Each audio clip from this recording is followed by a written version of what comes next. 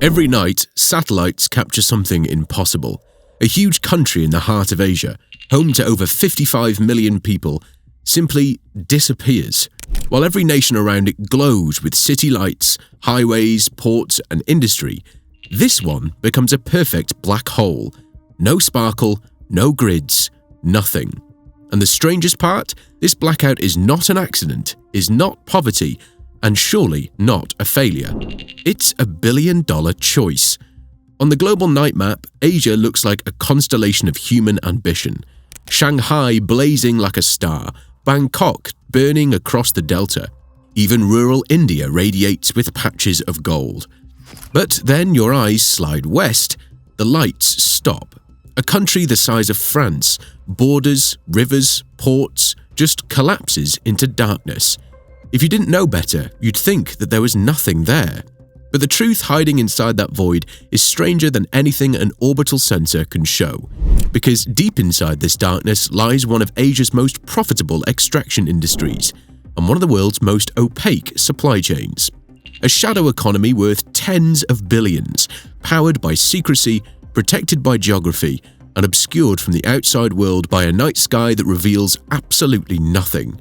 Tonight, we're going inside that black zone to uncover the hidden business empire operating behind that silence. Welcome to Empire Secrets.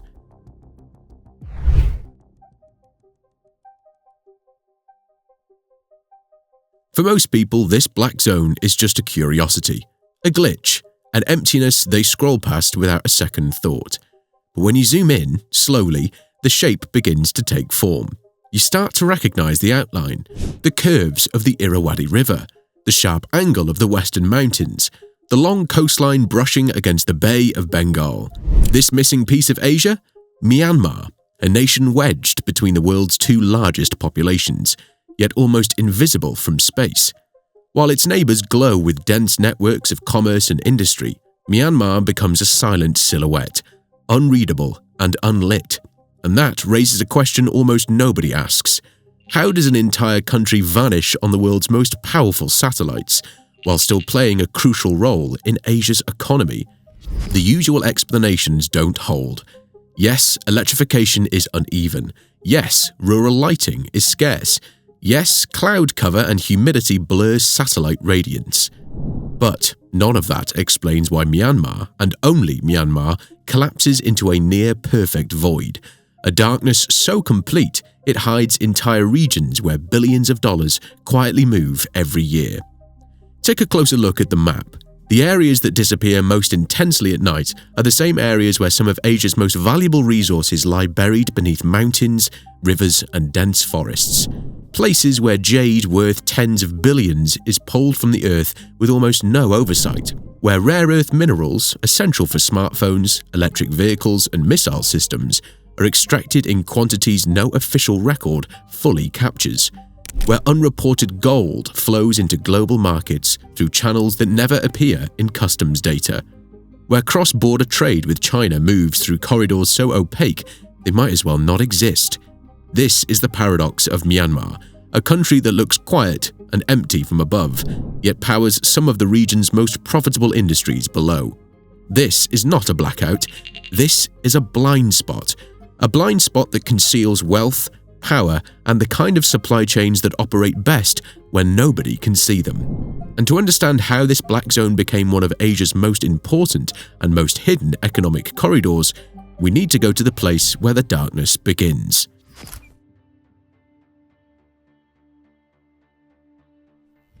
To understand Myanmar's invisible strips, you have to start with one thing that glows nowhere on the overhead view, yet burns brighter than almost any industry in Asia. Jade. Not the polished jewelry you'll see in luxury boutiques, not the tiny pendants hanging in airport displays. This is imperial jade, the purest form on earth, a stone so valuable that in China it's considered a status symbol, a currency, and in some cases a weapon of influence. And almost all of it comes from a single place, a Pakant, a remote corner of northern Myanmar. The region is a gigantic open scar carved into the earth, a cratered landscape where entire hills have been turned inside out. Trucks crawl like ants over mud ridges. Floodlights drill through clouds of dust. Excavators tear through slopes at all hours, chasing veins of green stone worth more than gold. In the daytime, Hapakant looks like chaos. At night, it disappears completely. If you stand on one of those ridges right before sunset, you'll see something satellites never will. Hundreds of workers waiting for the moment the light fades, because night is when the unofficial mining begins. One miner told a local researcher, "We dig until the flashlights die. If we find nothing, we sleep on the rocks. If we find jade, we don't sleep at all." A single stone can change a family's life. A single misstep can end it. Officially, Myanmar's jade industry is worth around $1 billion a year. Unofficially, according to independent research groups, it may exceed $30 to $40 billion, a number so large it dwarfs the rest of the country's legal economy. So where does that money go? Well, the trade moves through networks that thrive in silence. Local operators, regional power brokers, private companies, and foreign buyers. Most of the jade never stays in Myanmar. It travels north, crossing the border into China through checkpoints where customs documentation rarely matches reality. Once inside China, it is polished, carved, marketed, and auctioned for fortunes. A simple stone pulled from the ground in Myanmar for a few dollars can sell in Kunming, Guangzhou, or Shenzhen for tens of thousands. The highest grade pieces? Millions. The value chain is global. The visibility is non-existent. The regions that extract the most jade, the ones that generate the largest flows of unreported wealth, are the same regions that appear almost pitch black from space. It's a landscape where industry has grown faster than infrastructure, faster than electrification, and far faster than any kind of global scrutiny. But jade is only the beginning. Because while the green stone uncover why Myanmar's darkness hides profit, rare earth reveals why that darkness matters to the rest of the world. And China's entire technological ambition depends on what happens next.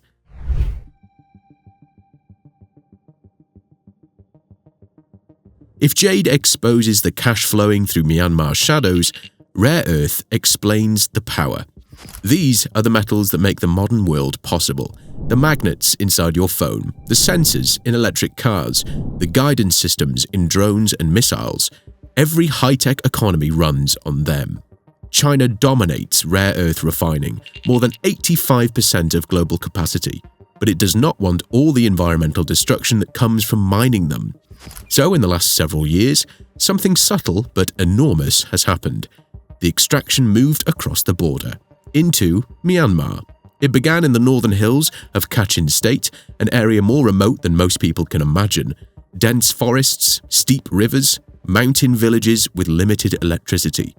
And that blackout has become the perfect cover for one of the most important supply chains in Asia. Here's how it works. On the Myanmar side, small crews carve open hillsides, using chemical leaching to pull out rare earth elements like dysprosium and terbium, metals you can't replace, metals that power the magnets in almost every electric motor in China. These sites are often informal, unregulated, unmonitored. A single hillside can contain millions of dollars in minerals. But the mining itself isn't the strategic part. The strategic part is the cross-border flow. From extraction zones, trucks move north along dirt roads, crossing into Yunnan province. Quiet crossings where ore changes hands, becomes Chinese supply and feeds directly into the factories building the world's EVs, smartphones, and weapons systems. But here's the part almost nobody outside the region understands. When China announced stricter environmental rules on rare earth mining, many assumed it was a move towards sustainability. The twist is, the mining didn't stop. It simply moved next door. Satellite images show a dramatic decline in mining scars inside China, but at the same time, identical scars begin appearing just inside Myanmar's border. The pollution didn't disappear, it was exported. Villages along the Myanmar side of the frontier reported rivers turning acidic, crops dying in soil that had never failed, and entire hillsides collapsing after chemical leaching ate them from the inside out. China kept the economic power of rare earths. Myanmar absorbed the environmental cost.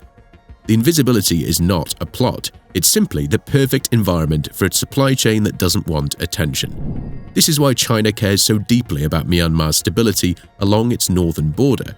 This is why Chinese firms invest in development zones that rarely appear in international business news. This is why China's rare earth strategy, which looks unshakable from the outside, depends on resources extracted in a country that vanishes on nighttime. Myanmar's darkness isn't the cause, it's the condition. However, for all the value hidden in Myanmar, there is something else flowing through the shadows. A series of industries so unregulated, so remote, and so poorly documented that they barely exist outside local records. Industries that thrive specifically because the world cannot see them. To truly understand the weight of Myanmar's unlit frontiers, we need to follow the pipelines from the Bay of Bengal to deep inside China's mainland and take a look at the third hidden world, a world where gold, timber, and cross-border trade move in silence.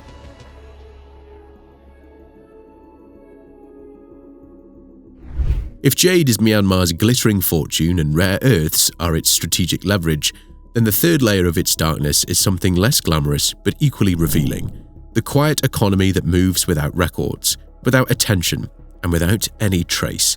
In the hills of Sagaing and Kachin, far from major cities, thousands of small-scale gold miners carve into riverbeds and mountainsides. These zones appear pitch black from above, yet on the ground they buzz with activity. Gold extracted here rarely enters Myanmar's official accounts.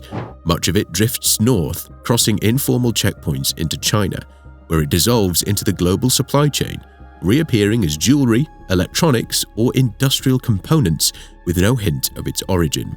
It's not a gold industry, it's a gold seep, escaping quietly through the cracks of the map. Timber follows a similar path. Myanmar's forests hold some of the world's most valuable hardwoods, especially teak, a luxury material for boats, buildings, and furniture. Official restrictions exist, but the forest still empties out in the dark. Small convoys move at night through roads too faint for satellites to detect, slipping across borders where paperwork and reality rarely match. Raw logs vanish from remote hillsides and reappear sanded, shaped, and sold halfway across the world. The pattern repeats. Extraction happens where visibility fails. And along Myanmar's northern frontier, a chain of trade zones ties these shadow flows together. They're not major industrial cities or glowing ports. They are clusters of warehouses, rest stops, and market stalls. Dim patches that nonetheless move billions in goods each year. To the outside world, these places look deserted. To those who depend on them, they are some of Southeast Asia's busiest invisible markets. Different products, different actors, different landscapes, but the same phenomenon. Myanmar's most profitable activity happens in the dimmest regions of the map, not because someone turned the lights off, but because the country's economic engine grew in places where modern visibility never reached. The shadow business doesn't just hide extraction, it hides movement, vast movement. Cargo, minerals, timber, gold, machinery, and cash travel through pathways that the world barely acknowledges. To understand how this system works, we need to follow the trade routes themselves, the hidden roads and corridors that carry Myanmar's shadow economy from the Black Zone to the borders of Asia's largest power.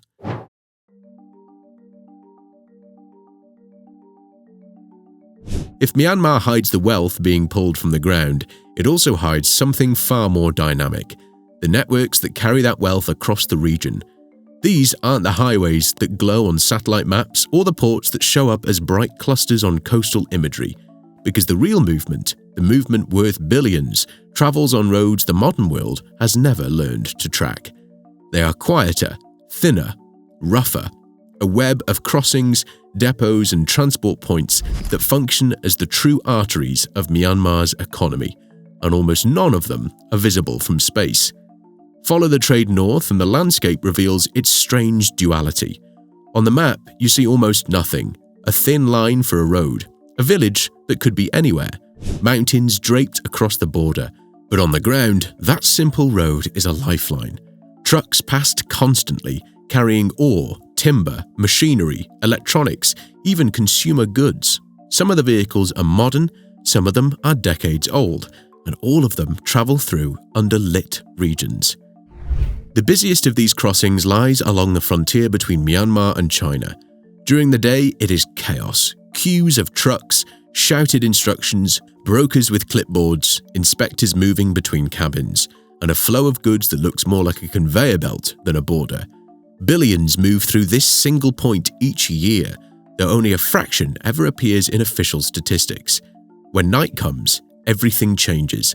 The noise fades, the traffic thins, and the entire stretch settles into a dim glow so weak the radiance looks like a misprint on satellite data. To the rest of the world, it appears inactive. To those who use it, it never truly sleeps. Along these roads are buildings that don't look like logistics hubs, small warehouses that resemble village barns, collection points tucked behind rows of trees, storage yards that look abandoned from above but busy at ground level.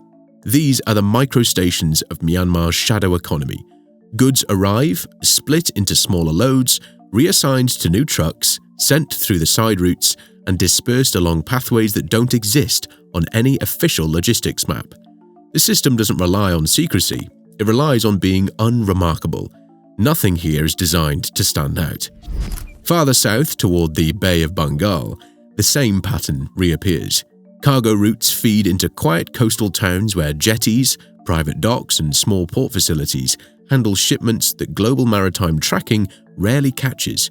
Trucks deliver minerals, timber, manufacturing goods, chemical barrels, or pipeline supplies to locations that have no signature. The areas are too dim, too sparse, too rural, yet the economic weight passing through them is enormous. As you follow these pathways, north, south, east, or west, you begin to understand why Myanmar's darkness is not an absence, but an architecture. Extraction happens in places satellites cannot illuminate. Transport moves through corridors where nighttime radiance is nearly zero. Border hubs operate inside low visibility zones. Even the pipelines connecting Myanmar to China run across terrain that looks blank on every night map. Individually, these are just dim patches. Together, they form a logistics system that serves both Myanmar's internal economy and China's regional ambitions. The Black Zone is not a dead zone. It is a functioning ecosystem designed by geography, shaped by necessity, and strengthened by the simple fact that global visibility breaks down here. And this quiet network of roads, border towns, micro-depots, and coastal pathways feeds directly into something larger, a strategic reality few ever consider. Myanmar amplifies influence. It turns the country into a silent partner in a much bigger regional story. This is how the nation that disappears every night shapes the ambitions of superpowers, not through brightness, but through absence. In a world obsessed with data, Myanmar is a blind spot. In a world addicted to transparency, Myanmar is a closed curtain. In a world where visibility determines influence, Myanmar proves there is still power in being unreadable. The darkness doesn't mean nothing is happening, it means no one is watching. And that silent space between two superpowers has become one of the most overlooked theatres of economic influence in the modern era. The map tells you it's empty. The truth tells you it's full.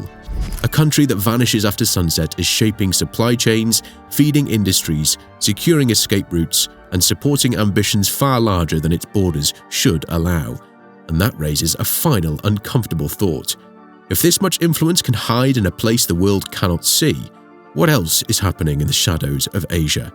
Because Myanmar is not the only place where invisible industries reshape global power. Just southwest, on a thin stretch of coast in Bangladesh, another empire operates out of sight, one where entire ships are torn apart by hand and the world's maritime giants come to die. A coastline that fuels global trade while remaining nearly invisible to the people who depend on it. If you want to understand how far the hidden economy of Asia really goes, you need to see what happens when the lights fade on the beaches of Chittagong. Tap on the video on the left now. You don't want to miss that. This was Empire Secrets. Your desire, your empire.